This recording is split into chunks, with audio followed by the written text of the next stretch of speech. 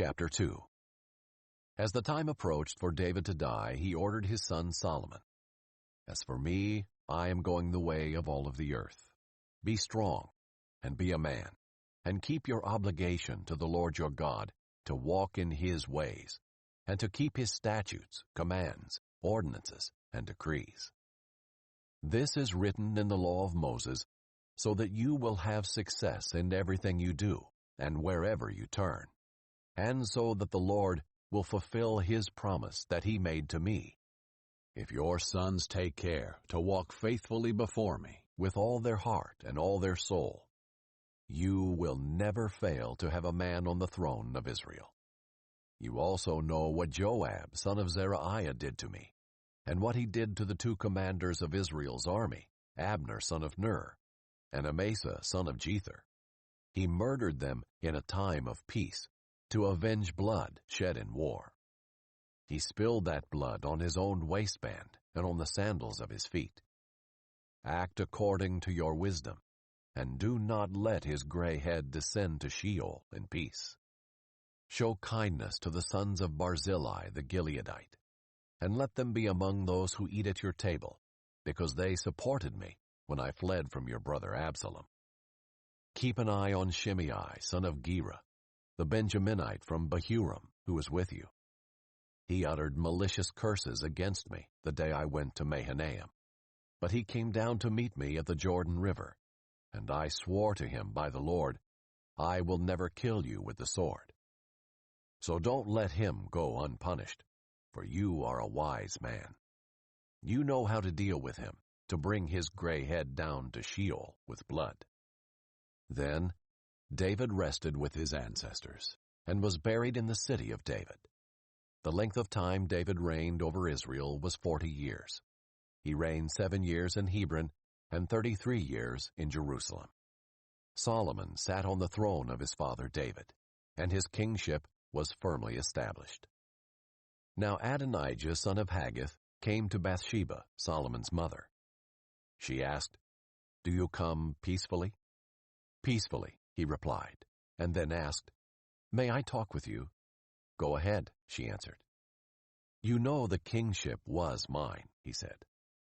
"All Israel expected me to be king. But then the kingship was turned over to my brother, for the Lord gave it to him. So now I have just one request of you. Don't turn me down." She said to him, "Go on." He replied, "Please speak to King Solomon, since he won't turn you down. Let him give me Abishag the Shunammite as a wife." "Very well," Bathsheba replied. "I will speak to the king for you." So Bathsheba went to King Solomon to speak to him about Adonijah. The king stood up to greet her, bowed to her, sat down on his throne, and had a throne placed for the king's mother. So she sat down at his right hand. Then she said, "I have just one small request of you. Don't turn me down." "Go ahead and ask, mother," the king replied, "for I won't turn you down." So she said, "Let Abishag the Shunammite be given to your brother Adonijah as a wife." King Solomon answered his mother, "Why are you requesting Abishag the Shunammite for Adonijah? Since he is my elder brother, you might as well ask the kingship for him. For the priest Abiathar, and for Joab son of Zeruiah." Then King Solomon took an oath by the Lord. "May God punish me and do so severely if Adonijah has not made this request at the cost of his life. And now, as the Lord lives, the one who established me, seated me on the throne of my father David, and made me a dynasty as he promised, I swear, Adonijah will be put to death today." Then King Solomon dispatched Benaiah son of Jehoiada, who struck down Adonijah, and he died. The king said to the priest Abiathar, "Go to your fields in Anathoth. Even though you deserve to die, I will not put you to death today, since you carried the ark of the Lord God in the presence of my father David, and you suffered through all that my father suffered." So Solomon banished Abiathar from being the Lord's priest, and it fulfilled the Lord's prophecy he had spoken at Shiloh against Eli's family. The news reached Joab. Since he had supported Adonijah, but not Absalom, Joab fled to the Lord's tabernacle and took hold of the horns of the altar. It was reported to King Solomon, "Joab has fled to the Lord's tabernacle and is now beside the altar."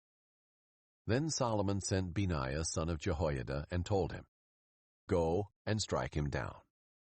So Benaiah went to the tabernacle and said to Joab, "This is what the king says. Come out." But Joab said, "No, for I will die here."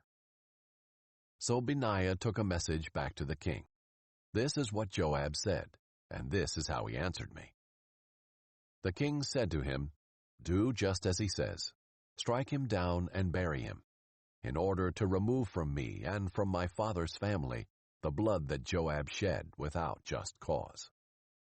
The Lord will bring back his own blood on his head, because he struck down 2 men more righteous and better than he, without my father David's knowledge." With his sword, Joab murdered Abner son of Ner, commander of Israel's army, and Amasa son of Jether, commander of Judah's army. The responsibility for their deaths will come back to Joab and to his descendants forever. But for David, his descendants, his dynasty, and his throne, there will be peace from the Lord forever. Benaiah son of Jehoiada went up, struck down Joab, and put him to death. He was buried at his house in the wilderness. Then the king appointed Benaiah son of Jehoiada in Joab's place over the army, and he appointed the priest Zadok in Abiathar's place. Then the king summoned Shimei and said to him, "Build a house for yourself in Jerusalem and live there, but don't leave there and go anywhere else. On the day you do leave and cross the Kidron Valley, know for sure that you will certainly die. Your blood will be on your own head." Shimei said to the king, "The sentence is fair. Your servant will do as my lord the king has spoken." And Shimei lived in Jerusalem for a long time. But then, at the end of 3 years, 2 of Shimei's slaves ran away to Achish, son of Maacah, king of Gath. Shimei was informed, "Look, your slaves are in Gath." So Shimei saddled his donkey and set out to Achish at Gath to search for his slaves. He went and brought them back from Gath. It was reported to Solomon that Shimei had gone from Jerusalem to Gath and had returned. So the king summoned Shimei and said to him, "Didn't I make you swear by the Lord and warn you, saying, 'On the day you leave and go anywhere else, know for sure that you will certainly die'? And you said to me, 'The sentence is fair, I will obey.' So why have you not kept the Lord's oath and the command that I gave you?"